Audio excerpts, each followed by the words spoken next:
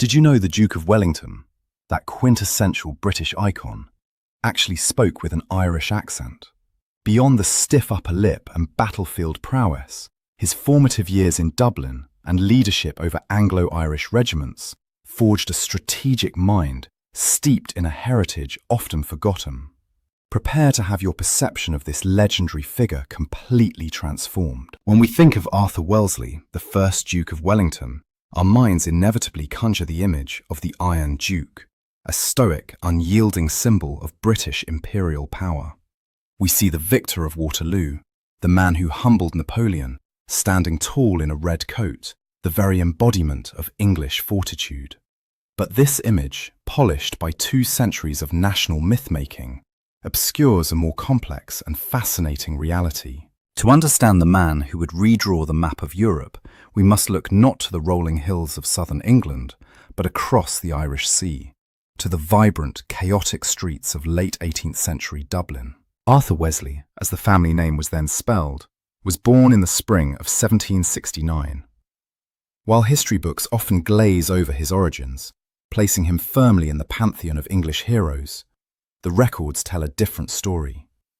He was born at Mornington House, 24 Upper Merrion Street, in the heart of Dublin.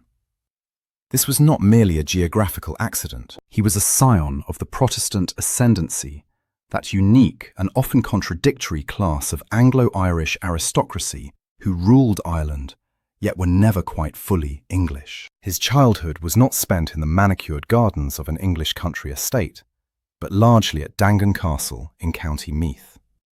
Today, Dangan is a ruin, a ghost of its former self, much like the memory of Wellington's Irishness. But in the 1770s, it was a place of wild imagination and financial precarity. The Wellesleys were a musical, eccentric family, perpetually teetering on the edge of debt, a common trait among the ascendancy. This environment, less rigid and arguably more chaotic than that of his English counterparts, shaped young Arthur. He grew up navigating a world of contrasts, the grandeur of Dublin's Georgian squares against the poverty of the tenant farmers, the privilege of his class against the simmering resentment of the disenfranchised Catholic majority. It is here, in these formative years, that we find the roots of his character. The young Arthur was not the confident commander of later years. He was awkward, solitary, and considered the dunce of the family by his own mother, who famously despaired of his prospects, calling him food for powder and nothing more.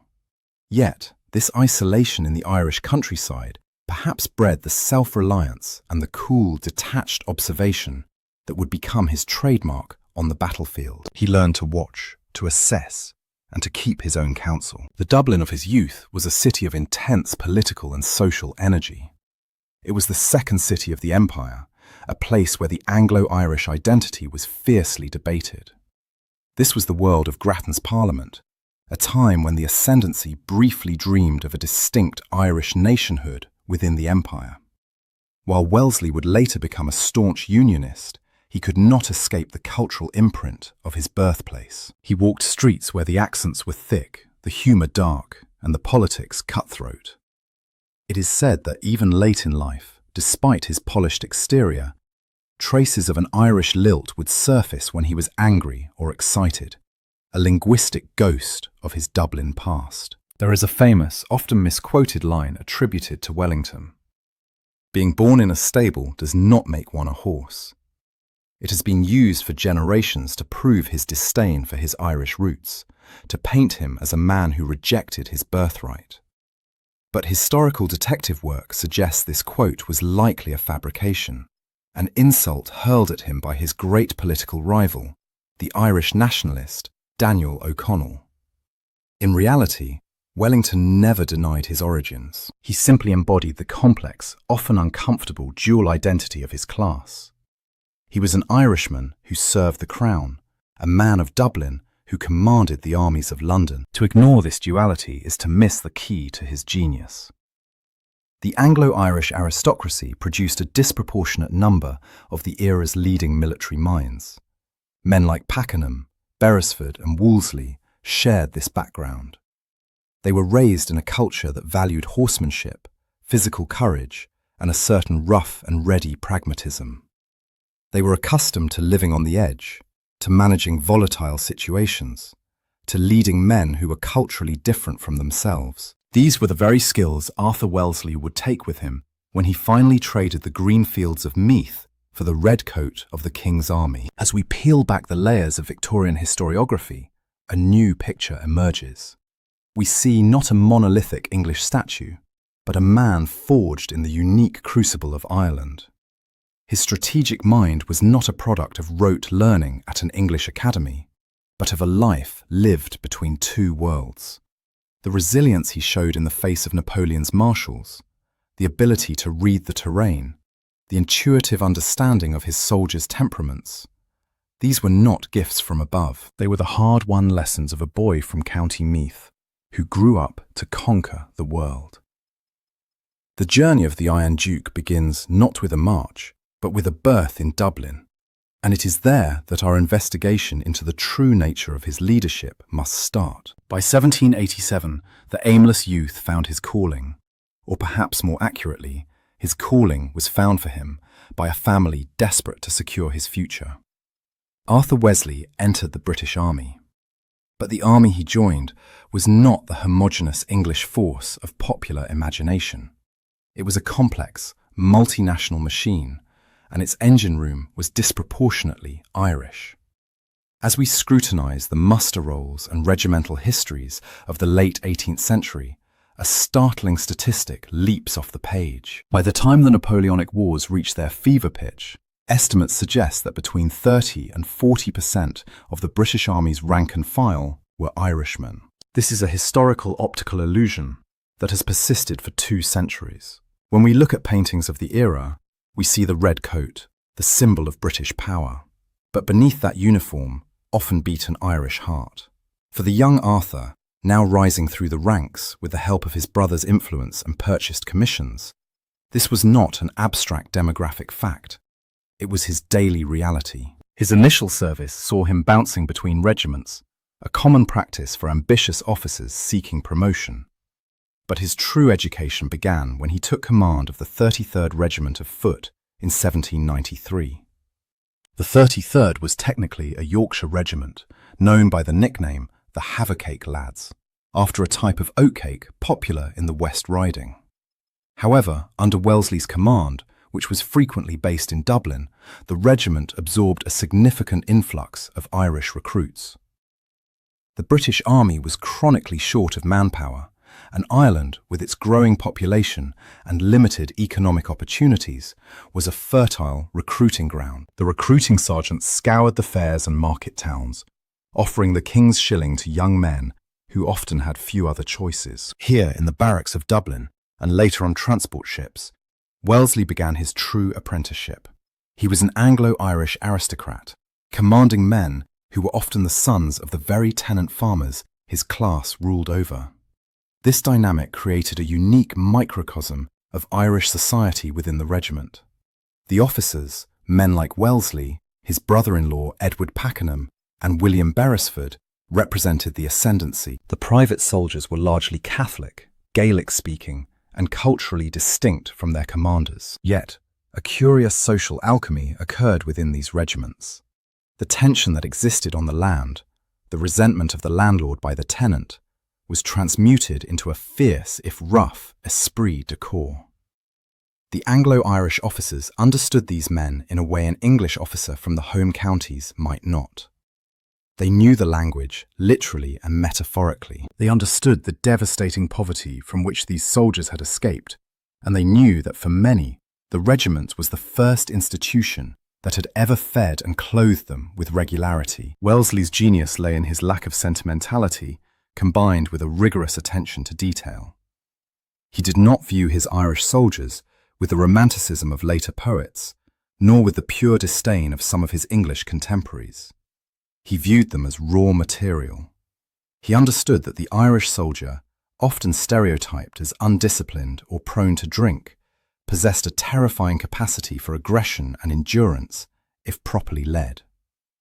The relationship was transactional but deeply functional. The soldier gave his loyalty and his life. The officer ensured he was fed, repaid and not thrown away needlessly in battle. This period was the laboratory where Wellesley's leadership style crystallized. He learned that loyalty in an army of mercenaries and desperate men was not given freely. It had to be manufactured through discipline and success. He saw firsthand the paradox of the Irish soldier fighting for a king who legally discriminated against his religion. It was a contradiction that would have paralyzed a lesser mind, but Wellesley accepted it as the way of the world. He realized that the green component of the Redcoats was its spine. As the 33rd prepared for foreign service, Wellesley was no longer just the awkward boy from Dangan Castle. He was a lieutenant colonel who had begun to master the art of managing the diverse, volatile, and hardy men who made up the British Empire's shock troops. He was learning that an army is not just a collection of muskets, but a living organism with a distinct temperament. And the temperament of his army was becoming increasingly Irish. The stage was now set for this theory to be tested in the harshest possible crucible.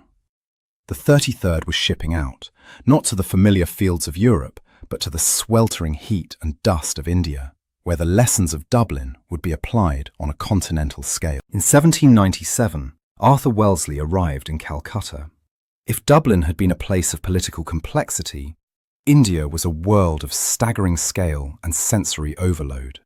The humidity wrapped around men like a wet blanket, and the sheer vastness of the subcontinent threatened to swallow armies whole. It was here, thousands of miles from the oversight of London, that the colonel truly became the general. India was not merely a posting.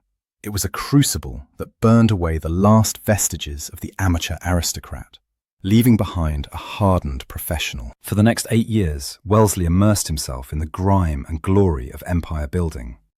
He quickly realized that in this unforgiving environment, battle was the easy part. The real war was against geography and starvation. He became obsessed with logistics. He counted bullock carts, calculated grain yields, and mapped river crossings.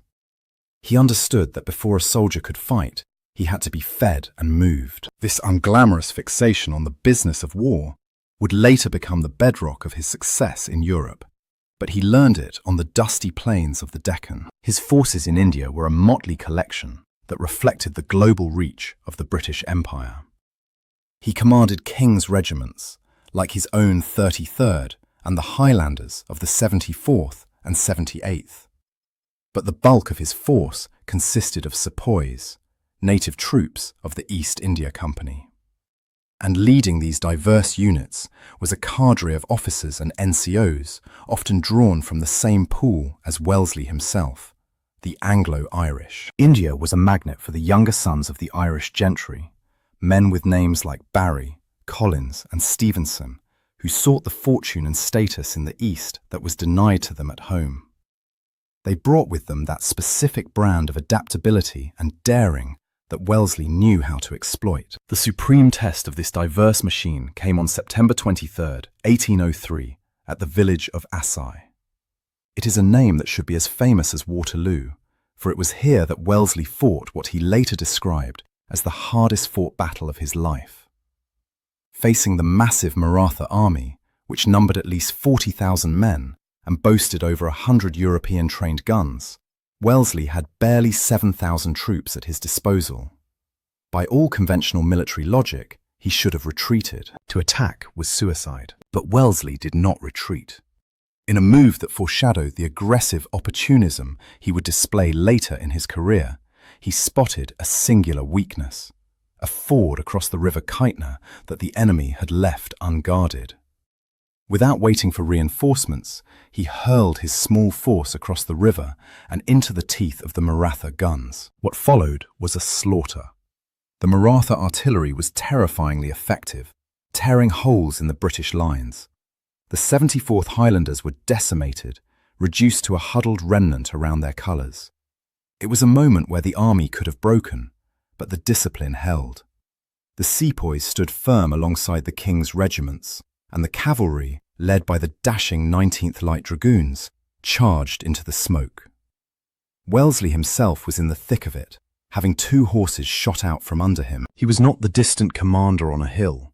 He was right there in the blood and the dust, physically urging his men forward. When the smoke finally cleared, the Maratha army had fled, leaving 98 guns on the field. The victory was complete, but the cost was staggering. Wellesley had lost over a third of his men. Walking the battlefield that night by moonlight, stepping over the bodies of friends and foes alike, he was deeply shaken. He wrote to a friend that he hoped to never see such a loss again. A sigh was the making of him. It proved that he could maneuver a numerically inferior force to victory through speed, terrain analysis, and sheer nerve. It also cemented his faith in his mixed force. He had seen Irish sergeants, Scottish Highlanders, and Indian sepoys fight and die with equal courage. He realized that a commander's job was to unify these disparate elements into a single will. The man who sailed back to Britain in 1805 was no longer the sepoy general, a derisive nickname given to him by snobbish contemporaries. He was a master of modern warfare, carrying with him the hard lessons of the East, ready to face the greatest threat Europe had ever known. He was ready for Napoleon, but first he would have to take his Irish heavy army to the rugged mountains of Portugal. In 1808, Arthur Wellesley, soon to be Viscount Wellington, stepped onto the Iberian Peninsula to confront the French Empire. The war in Spain and Portugal would become known as the Spanish Ulcer, a bleeding wound in Napoleon's side that would never heal. But for Wellington, it was the ultimate test of the military machine he had helped construct. The army he brought to the peninsula was a unique entity, a collection of vagabonds, mercenaries, and patriots, and once again, the accent of the campfires was unmistakable. As we examine the composition of the Peninsular Army, one regiment stands out above all others, capturing the essence of this wild, terrifying force. The 88th Regiment of Foot, the Connaught Rangers. Recruited from the wild west of Ireland, from the stone-walled fields of Galway, Mayo, and Roscommon, these men were the stuff of nightmares for their officers and the enemy alike. In camp, they were notorious. They were brawlers, looters, and master foragers who could strip a countryside bare in hours. General Thomas Picton, a man not easily impressed, famously christened them the Connaught Footpads for their thievery. But he also gave them another name that would stick forever: the Devil's Own. Why did Wellington, a man of strict discipline and aristocratic bearing, tolerate such chaos? Because he knew that the very qualities that made the 88th a headache in peace made them invincible in war. Their ferocity was not manufactured, it was innate. These were men hardened by a life of subsistence farming and social marginalization. They had nothing to lose but their lives, and they sold those dearly. Wellington famously described his army as the scum of the earth, a quote that has been endlessly analyzed. But read the full sentence and the meaning shifts. He said they were the scum of the earth who had been enlisted for drink, but added, "It is really wonderful that we should have made them the fine fellows they are." It was a statement of pride, not just disgust. He had taken the roughest elements of society and forged them into a weapon that could break the French columns. The true test of this weapon came at the Battle of Salamanca in July 1812. This battle is widely considered Wellington's masterpiece, the moment he proved he could attack as brilliantly as he could defend. The French Marshal Marmont, believing Wellington to be cautious and defensive, overextended his left flank, leaving a gap in his line. Wellington, watching from a high ridge, spotted the error instantly. He threw away his lunch, a chicken leg according to legend, and declared, "By God, that will do." He rode furiously to the 3rd Division, which was hidden behind a hill. This division was commanded by his own brother-in-law, another Anglo-Irishman, Edward Pakenham. The 3rd Division was the home of the Connaught Rangers. The scene that followed is one of the most cinematic in military history. Wellington rode up to Pakenham, pointed to the French columns marching unknowingly across their front, and gave a simple, brutal order. "Ned, do you see those fellows on the hill? Drive them to the devil. Pakenham didn't salute. He simply replied, "I will, my lord," and ordered the advance. The 88th, alongside the 45th and 74th, rose from the ground and surged forward. The French were caught completely off guard. They expected a skirmish line. Instead, they were hit by a wall of screaming Irishmen. The Connaught Rangers did not stop to fire volleys. They went straight in with the bayonet. The shock was absolute.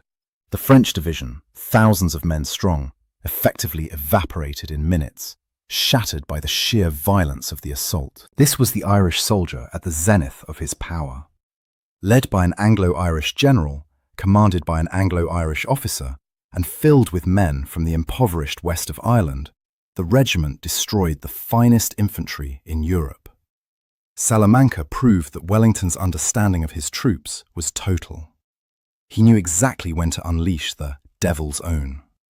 He understood that their chaotic energy, if channeled correctly, was an unstoppable force. The victory at Salamanca broke the French grip on Spain, and as the news travelled back to London, the legend of the Iron Duke grew. But in the dusty camps of Spain, the men knew the truth. It was a victory won as much by the accents of Connaught as by the orders of the commander. The road to France was now open, but the cost would continue to mount, and the complex relationship between the Irish soldier and his English king was about to enter its final, bloody chapter. As the year 1813 turned, the tide of the war shifted irrevocably. Wellington's army, now a hardened instrument of war, prepared to do the unthinkable, cross the Pyrenees and invade France itself.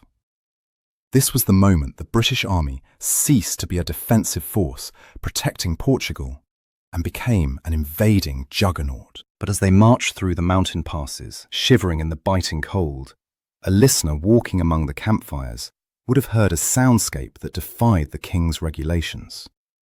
Amidst the crackle of wood and the clinking of muskets, the air was filled not just with English, but with the rhythmic, guttural cadence of Gaelic. By this stage of the war, the Irish presence in the ranks had cemented itself as the army's dominant cultural undercurrent.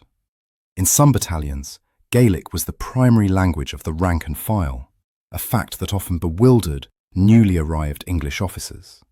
These men, the sons of Connaught and Munster, carried their culture with them. They sang Irish ballads, told stories of the Sidhe, the fairy folk, and maintained a fierce tribal loyalty to their specific regiments that superseded allegiance to the abstract concept of Britain. For many, the redcoat was simply a uniform. The regiment was their country. Wellington, the Dubliner, understood this better than anyone.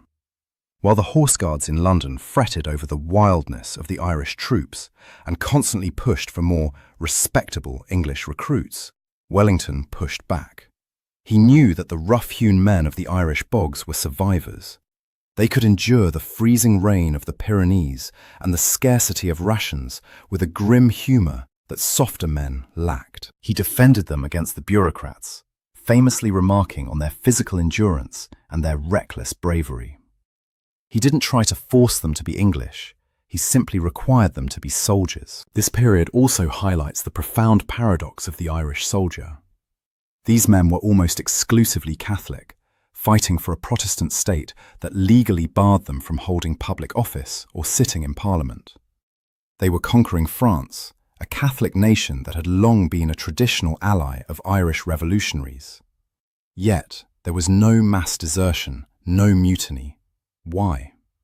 The answer lies in the complex relationship between the Anglo-Irish officer and the Irish soldier. It was a feudal bond transplanted to the battlefield. The soldiers looked to leaders like Wellington, Pakenham and Beresford not as representatives of a hostile government, but as the gentry, figures of authority who, in the twisted logic of the time, were their people, distinct from the English. The invasion of France was brutal. The battles of the Nivelle and the Nivelle were fought in terrible conditions, mud and blood mixing in equal measure. Here, the sheer aggression of the Irish regiments proved vital. In the close-quarters fighting of the French villages, the rough-and-tumble skills of the Havocake lads and the Connaught footpads were unleashed. They fought with a terrifying intimacy, clearing houses and hedgerows with the bayonet. It was ugly, visceral warfare, and Wellington presided over it all with his characteristic coolness. But cracks in the Iron Duke persona began to show. Observers noted that when the pressure was highest, when the battle hung in the balance, Wellington's carefully cultivated English accent would slip. In the heat of giving orders, the flat vowels of the Dublin aristocracy would punch through. It was a subtle reminder that the man directing this vast, multinational orchestra was, at his core, a product of Merrion Street. He was not an outsider observing the Irish troops. He was cut from the same cloth, separated only by religion and class, but bound by geography and temperament. As they pushed deeper into France, the end of the war seemed in sight. Napoleon was crumbling, but there was one final act to play out, a coda that would require the ultimate sacrifice. The army that emerged from the Pyrenees was tired, ragged, and undeniably magnificent. They had marched from the coast of Portugal to the heart of France. They had defeated every marshal Napoleon had sent against them, and as they prepared for the final confrontations, the Irish regiments stood at the forefront, their green identity proudly displayed within the red ranks, ready to write the final lines of the Napoleonic epic in their own blood. When the smoke cleared after Waterloo in 1815, the world had changed. Napoleon was exiled, the wars were over, and Arthur Wellesley was the most famous man in Europe. He was showered with titles, estates, and wealth. He became the Duke of Wellington, a pillar of the British establishment. But peace brought a new kind of battlefield, one far more treacherous than the hills of Spain, the floor of the House of Lords. And it was here, in the murky waters of politics, that his Irish heritage would surface in the most explosive way possible. The great unresolved issue of the age was the Catholic question. For centuries, laws had barred Catholics, the vast majority of the Irish population, from sitting in Parliament or holding high office. To the English establishment, this was a necessary safeguard for the Protestant state. To the Irish, it was a suffocating injustice. As Wellington transitioned from soldier to statesman, eventually becoming Prime Minister in 1828, this issue threatened to tear the United Kingdom apart. Here we see the unique pragmatism of the Anglo-Irish mind at work. A purely English Tory Prime Minister might have ignored the rumblings from across the Irish Sea, viewing them as distant troubles. But Wellington knew Ireland. He knew the temper of its people. He had seen the Catholic rent being collected. He had watched the rise of Daniel O'Connell's mass movement. And most importantly, he remembered the faces of the men in the 88th and the 87th regiments. He knew that if pushed too far, the Irish would not just protest, they would fight. And he knew, perhaps better than anyone alive, that a British army filled with Irish Catholics could not be relied upon to suppress an Irish Catholic rebellion. In a move that stunned his own party and outraged the king, the Iron Duke decided to surrender. He didn't do it out of a newfound liberal idealism. He remained a staunch conservative who believed in the existing social order. He did it because he was a strategist. He famously told the House of Lords that having spent his life in war, he would sacrifice his life to save his country from even 1 month of civil war. It was a cold, calculated assessment. The cost of exclusion was now higher than the cost of inclusion. This decision led to one of the most bizarre spectacles in British political history. The Earl of Winchelsea, a fanatical anti-Catholic, published a letter accusing Wellington of betraying the Protestant constitution and insinuating he was a traitor to his class. In 1829, insults like that demanded blood. Wellington, the victor of Waterloo, the Prime Minister of Great Britain, a man of 60 years, challenged Winchelsea to a duel. On a misty morning in Battersea Fields, the two men met. It was a scene straight out of a melodrama. The Duke, cool as ever, raised his pistol. Winchelsea, perhaps realizing the insanity of shooting at the national hero, kept his arm down. Accounts vary, but it is generally accepted that Wellington fired wide intentionally, or perhaps just to startle, and Winchelsea fired into the air in apology. The honour was satisfied, but the point was made. Wellington was willing to risk his life and his government to pass the Catholic Emancipation Act. When the Act passed in 1829, it was the single greatest liberation of the Irish people in centuries. It allowed Catholics to sit in Westminster and open the door to modern Irish democracy. It is a profound irony that this freedom was delivered not by a revolutionary, but by the ultimate symbol of British imperialism. Yet it makes perfect sense when we view Wellington not as an Englishman, but as an Irishman, who understood the precarious nature of his own island. He had led Irishmen to die for the empire. Now, he had forced the empire to acknowledge them as citizens. The sepoy general had become the emancipator, but the gratitude of his countrymen would be complicated, and his legacy in the land of his birth remained a tangled knot of pride and resentment. Walk through the Phoenix Park in Dublin today, and you will see it. The Wellington Testimonial. It is a massive obelisk, the tallest in Europe, piercing the grey Irish sky. It stands as a silent, imposing reminder of the city's most famous son. Yet, for nearly 2 centuries, the man it honours has been metaphorically expatriated. The Victorians, in their zeal to create a national mythology, smoothed over the rough edges of the Iron Duke. They turned him into a marble saint of English reserve, stripping away the complexity, the contradictions, and yes, the Irishness that defined him. This Anglicisation of Wellington was not just a biographical error, it was a deliberate act of historical revisionism. In the narrative of the 19th century, the British Empire was a civilizing force radiating from London. It was inconvenient to admit that its greatest defender was a man born in a Dublin townhouse, raised in a decaying Meath castle, who spoke with the lilt of the Pale. It was equally inconvenient to acknowledge that the thin red line was often a thin green line. The Irish soldier was celebrated as a brave but simple creature, a caricature of the fighting Paddy, while the strategic genius that directed him was claimed solely for England. But when we look closer at Wellington's mind, we see the fingerprints of his heritage everywhere. His leadership style was arguably more Anglo-Irish than English. The English military tradition of the time was often rigid, formal, and obsessed with purchase and precedence. Wellington, however, was the master of the reverse slope, of hiding his strength, of deception, of adaptability.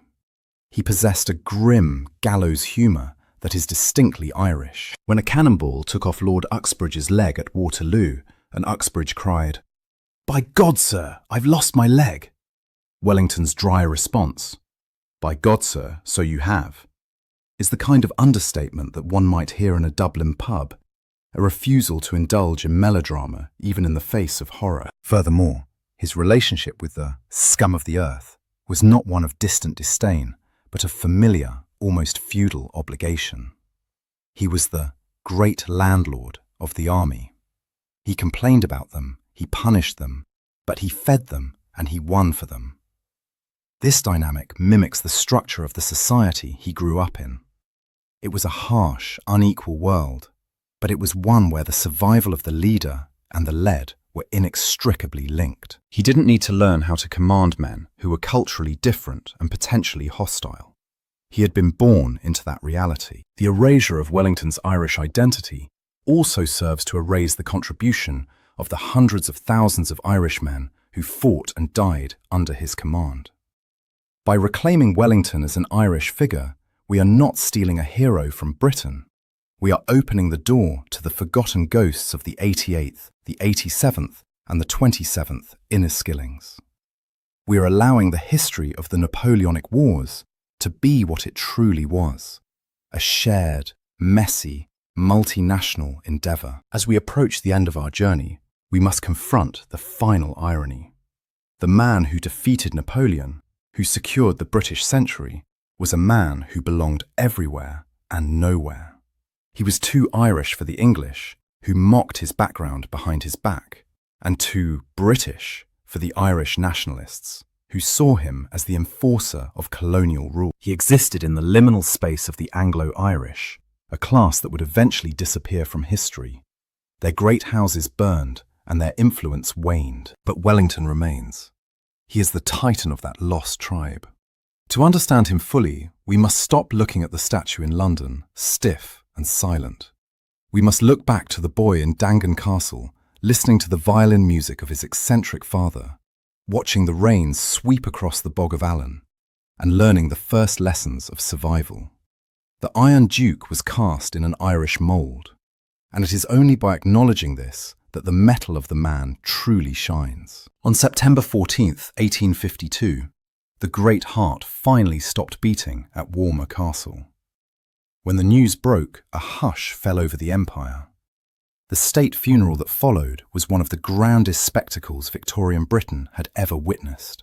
Over 1 million people lined the streets of London to watch the massive funeral car, made from the melted down bronze of captured French cannons, trundle towards St. Paul's Cathedral. In that moment, he was the property of the nation, the British nation. The eulogies spoke of English grit, English duty, and English glory. The Dublin years, the Connaught Rangers, the intricate dance of his Anglo-Irish identity, all were buried under the weight of imperial pageantry. But as we stand at the end of our investigation, we can no longer accept that simplified eulogy. We have walked the streets of Georgian Dublin, where he was born. We have tramped through the humid jungles of India, where he learned his trade alongside sepoys and Irish adventurers. We have stood on the ridges of the peninsula, where the Devil's Own shattered the French lines at his command. The evidence is overwhelming. To strip Arthur Wellesley of his Irishness is to render him incomplete. It is like trying to understand a building while ignoring its foundation. Acknowledging Wellington's Irish roots does something profound to our understanding of the 19th century. It shatters the convenient, binary narrative of British oppressor and Irish victim.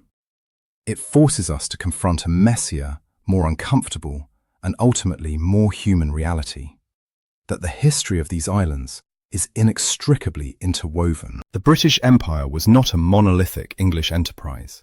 It was a joint venture, often forged by the ambition, blood, and intellect of the Irish, Scots, and Welsh.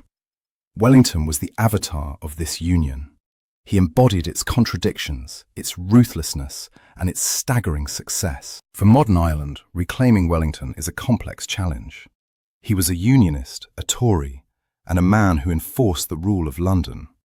He is not a hero in the vein of Wolfe Tone or Michael Collins, yet he is undeniably a part of the Irish story. To deny him is to deny the experience of the hundreds of thousands of Irishmen who took the King's shilling.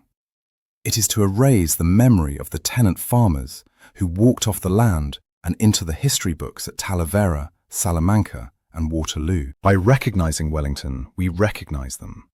We give voice to the silent battalions who marched behind him, whose Gaelic whispers have been lost to the wind. And for Britain, the reassessment is equally vital. It requires a humility to admit that the archetypal Englishman was an import. It requires an understanding that the stoicism, the humour, and the adaptability that defined the Victorian ideal were, in this instance, born of the Anglo-Irish experience. It suggests that the island story is actually an island story, a shared narrative that cannot be unpicked without unravelling the whole tapestry. So, the next time you see a portrait of the Iron Duke, look past the red coat and the Field Marshal's baton. Look at the eyes of a man who grew up in the shadow of Dangan Castle, who navigated the chaotic politics of the ascendancy, and who knew that the world was a dangerous place that required a sharp mind and a harder will. Imagine him not in the hushed halls of Westminster, but on a dusty road in Spain, surrounded by the smell of black powder and unwashed bodies. Listen closely through the din of history. You might just hear it. Not the clipped, polished tones of a purely English legend, but the faint, undeniable lilt of a Dubliner, commanding the scum of the earth to save the world. The Duke of Wellington was many things: a warrior, a statesman, a legend. But before he was any of that, he was Arthur of Dublin. And in the end, perhaps that made all the difference. History is rarely as black and white as the marble statues we build to honour it. By viewing the Iron Duke through the lens of his Irish heritage, we don't diminish his British legacy, we deepen it, revealing the complex, multi-layered human being beneath the uniform. But what do you think? Does knowing about Wellington's Dublin roots and his reliance on Irish troops change how you view the Battle of Waterloo? Or is he still, to you, the ultimate Englishman? I'd love to read your take in the comments below, especially if you have ancestors who served in those Connaught regiments. If you enjoyed this expedition into the forgotten archives of the Empire, please leave a like. It helps us keep these stories alive. Share this video with a fellow history buff who thinks they know everything about the Napoleonic Wars, and make sure to subscribe and ring the bell so you never miss our next discovery. Until next time, keep questioning the narrative.